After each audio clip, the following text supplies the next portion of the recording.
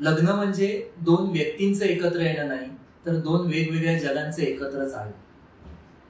आज आपण अशा एका जोडप्याला भेटणार आहोत, ज्यांनी गेली 5 वर्ष नवरा बायको म्हणून, माणूस म्हणून आणि दोन वेगळ्या व्यक्ती म्हणून काय काय अनुभव अनुभवले ते आज आपल्याशी मनापासून शेअर करणार आहे. प्रेम, संघर्ष, नात्यांमधील गोडवा याचा खरा अर्थ ते आपल्याशी शेअर करणार आहेत. स्वागत करूया शुभदा आणि सिद्धेश परब यांचं. स्वागत आहे तुम्हा दोघांचं मुसाफिर चॅनल मध्ये. नमस्कार. लग्न ठरवताना मनामध्ये पहिला प्रश्न काय आला? ऍक्च्युली लग्न ठरवताना मेंटली आमच्याकडे सिच्युएशन अशी होती साहेब की मराठी पोरांना बिझनेस करतोय इथून आमची चालू झाली होती. म्हणजे बिझनेस करण्यासाठी कोणी मुलगी देणार नाही या परंपरेपासून चालू झाली होती. तर ती मेंटॅलिटी बदलण्यापासून सुद्धा ही जोडीदार मिळवण्यापर्यंतचा माझा प्रवास आहे. म्हणजे एका सिंगल शॉर्ट मध्ये आम्ही म्हणजे फार कमी टाइम मध्ये आमचं लग्न जुळलंय अशी आमची एक प्रोसेस आहे. सिद्धेशचं स्थळ आल्यानंतर तुझी पहिली प्रतिक्रिया काय होती? म्हणजे फोटो बघितल्यावर हा पसंत आहे की नाही पसंत आहे? सगळ्यात पहिलं म्हणजे सिद्धेशचा एक फोटो मला एक माझ्या आजोबांकडून आला होता, जे माझे बसमध्ये फ्रेंड होते. ते रोज मला ह्या सिद्धेशच्या फोटो बद्दल सांगायचे, हा परबचा मुलगा आहे, हा चांगला आहे चांगला आहे. त्यामुळे ते प्रत्येक वेळी म्हणजे रोज भेटायचे किंवा मला तोच फोटो दाखवायचे. त्यामुळे मला कुठेतरी सॉफ्ट कॉर्नर होतो तसा मला असं फोटो बद्दल वाटायला लागलं. आणि जे ऍक्च्युअल असं स्थळ आलं तेव्हा मग माझे मामा आणि सगळे एकत्र येऊन आम्ही डिसिजन घेतलं की आपण पुढे जाऊ शकतो. म्हणजे बघता क्षणी आवडला? बघता क्षणी आवडला असं नाही, पण काही दिवसानंतर आवडत गेला. आपल्या समाजामध्ये गव्हर्नमेंट सर्वंट किंवा एक वेल सेटल असणारा नोकरी करणारा मुलगा आणि एक वेगळा काहीतरी करू पाहणारा मुलगा म्हणजे बिझनेस करतोय किंवा, तर अशा एका तरुणाचं तुला स्थळ येतं त्यावेळेला तुझी किंवा तुझ्या घरच्यांची प्रतिक्रिया काय होती? माझ्या घरच्यांची प्रतिक्रिया होती ती बिझनेस करतो असं म्हणून. त्यांनी भरपूर क्वेश्चन विचारले. सिद्धेशला फोन करून पण त्यांनी विचारलं की कसं आहे बिझनेस बद्दल तुझं. तर माझा मामा आहे तो पहिला रेडी नव्हता. मग सिद्धेशशी प्रत्यक्षात त्यांनी बोलला आणि त्यांचं संभाषण झालं. त्याच्यानंतर त्यांनी सांगितलं मुलगा चांगला आहे और मेहनती पण आहे. मग आम्ही एक स्टेप पुढे गेलो. यालाच अनुसरून एक माझा किस्सा आहे. किस्सा असा आहे, मी सांगू इच्छितो की जसं हिने आता सांगितलं की तिच्या मामाला मी आवडलो नव्हतो का, तर एक बिझनेस करतो म्हणजे त्यांची एक मेंटॅलिटी मी समजू शकतो की मुलगीचं आयुष्य हे एक व्यवस्थित रूपाला फक्त नोकरीच आणू शकते असं एक आपल्या समाज म्हणतो. हा, तर त्यांनी मला प्रश्न विचारला होता की तुझे अर्निंग्स किती आहेत, तू बिझनेस मध्येच का गेलास? तर त्याला मी बोललो होतो की साहेब माझे अर्निंग्स आता तर फार लो लेवल आहेत, पण मी लवकरच एक व्यवस्थित स्टेबल असे इन्कम सोर्स माझ्यासाठी जनरेट करू शकतो. त्यांनी विचारलं होतं पण तू इतकं जास्त का कमवत नाहीस?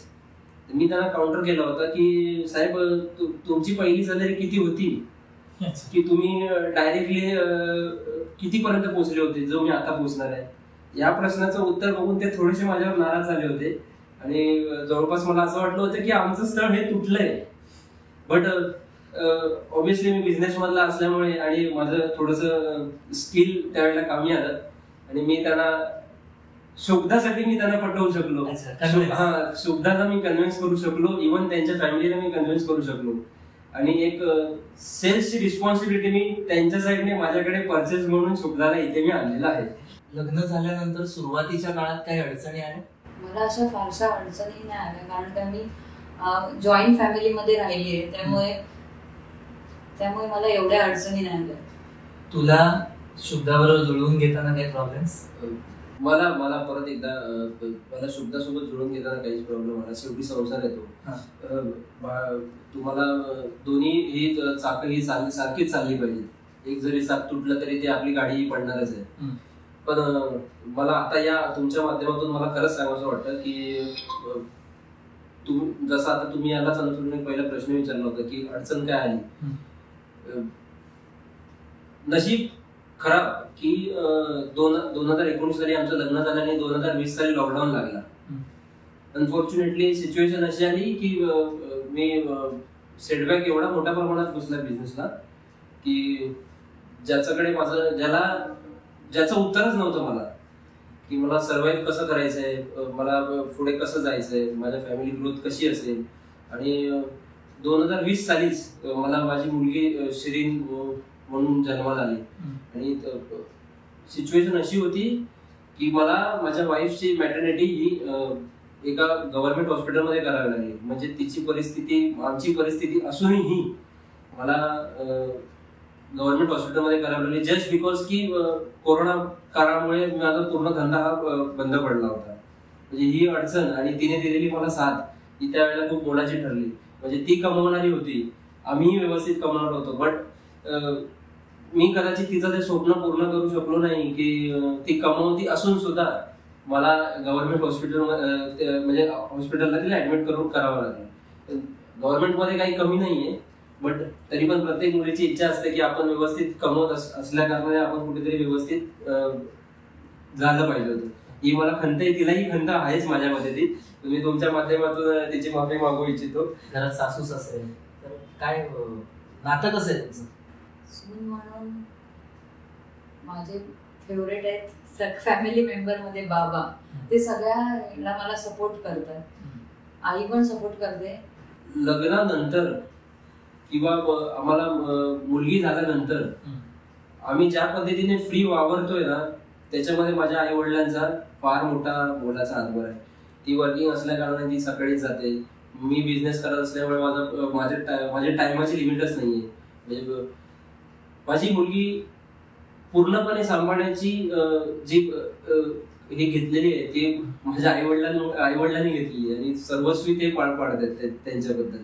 त्याच्यामुळे आई आणि वडील खूप महत्वाचे आहेत.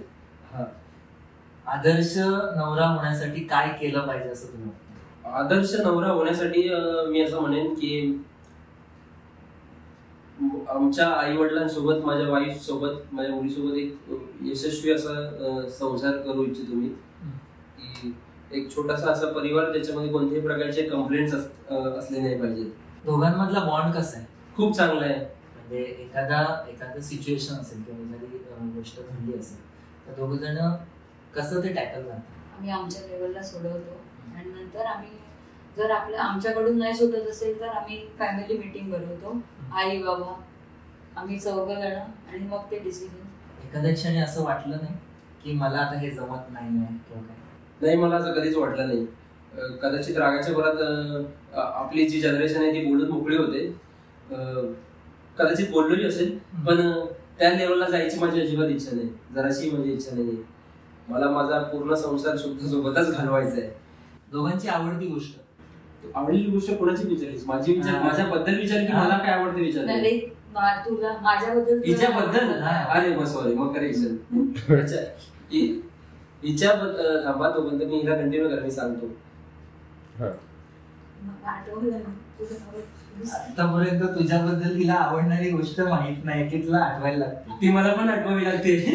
माझ्याबद्दल भरपूर.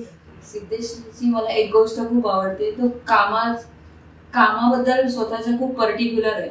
आवडती गोष्ट म्हणजे तो फिटनेस अजिबात करत नाही. ही माझी डे 1 पासून मला एक खंत वाटते की मी एक फिटनेस ट्रेनर आहे आणि माझा जोडीदार अजिबात फिटनेस करत नाही. त्याला कितींदा सांगितलं वॉकिंगला जा, एक्सरसाइजला जा, अजूनपर्यंत तो एकदा पण गेला नाही आणि मला आठवत पण नाही. आणि तो जसं मी डाईट करते तर तो त्याच्याबद्दल तो काहीच करत नाही डाईट मध्ये. बरं, आता तुला तिची आवडणारी गोष्ट? जेवण. ती चांगलं बनवत नाही? सर्वात जास्त आईने बनवलेलं मला आवडतं. म्हणजे बायकोने बनवलेलं आवडत नाही? नाही, मी असं नाही म्हणत आहे, आईने बनवलेलं मला सर्वात जास्त आवडतं. म्हणजे दुसरा अर्थ असं की बायकोने बनवलेलं नाही आवडत? अरे, मला अख्खी सुद्धा आवडते. नातं टिकवण्यासाठी दोघांनी मिळून काय केलं पाहिजे? नातं टिकवण्यासाठी दोघांनी सगळ्या गोष्टी समजून घेणे गरजेचं आहे. एकमेकांना नाही समजून घेतलं तर कुठलंच नातं टिकत नाही. दोघांनी समजून घेणं गरजेचंच आहे. सहसंमतीशिवाय काहीच होत नाही. तीच एकमेव ऑप्शन आपल्याकडे अवेलेबल आहे नातं टिकवण्यासाठी. याने स्वतःमध्ये काय बदल केले पाहिजे असं तुला वाटतं? मला असं वाटतं की ह्याने महिन्यात ना एकदा तरी मला शॉपिंगला घेऊन जायला पाहिजे. तुला काय वाटतं तिने काय बदल केले पाहिजे?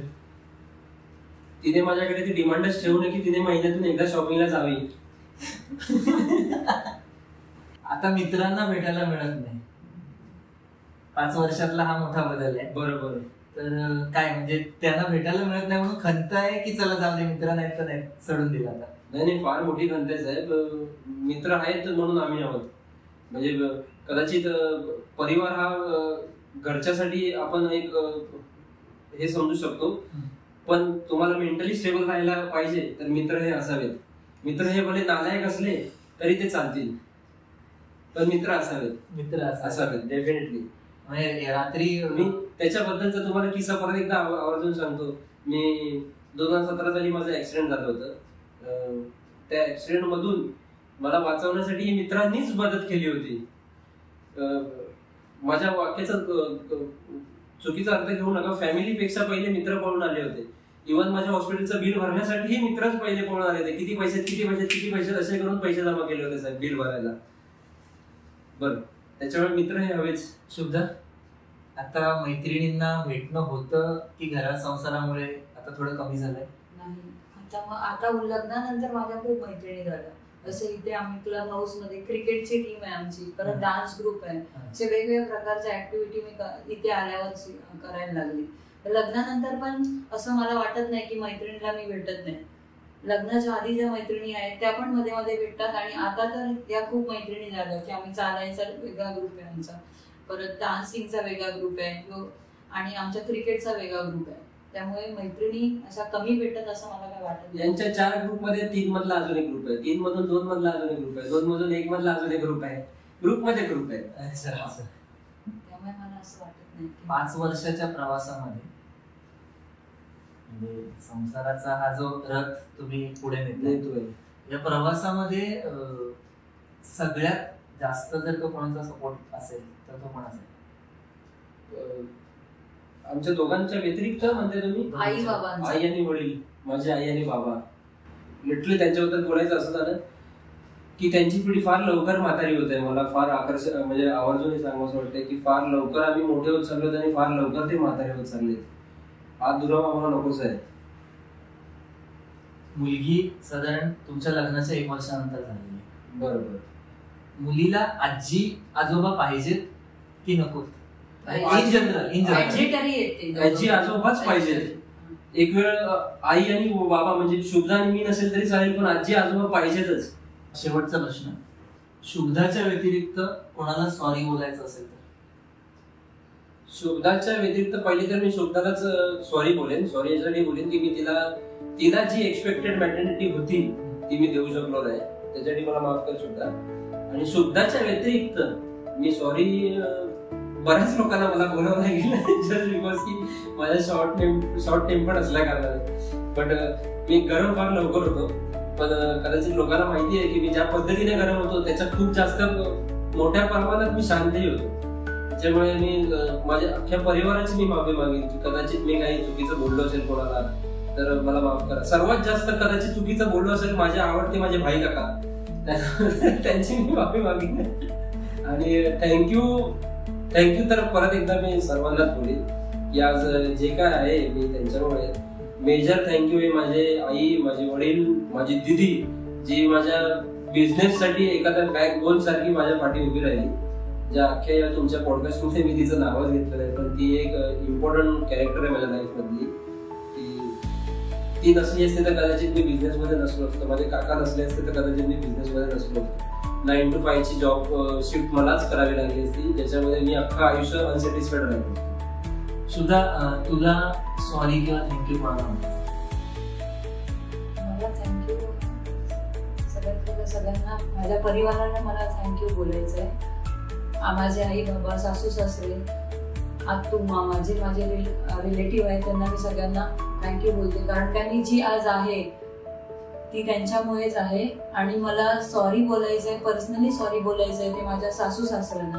त्यांना सासरे बोललेले पण आवडत नाही, मी त्यांना बाबाच बोलते. मी चुकून जरी मोबाईलवर कोणाला सांगितलं की माझ्या सासऱ्यांकडे आहे ते काम होऊन जाईल, पण त्यांना आवडत नाही, त्यांना बाबा बोललेलंच आवडतं. मी पैसा सगळ्यात पहिला सॉरी आईला बोलेन, म्हणजे सासूला, की जर नकळतपणे माझ्याकडनं काही गोष्टी चुकीच्या होऊन गेल्या असतील तर त्याबद्दल मी सॉरी बोलू इच्छिते. धन्यवाद, तुम्ही एवढ्या आपुलकीने बोललात.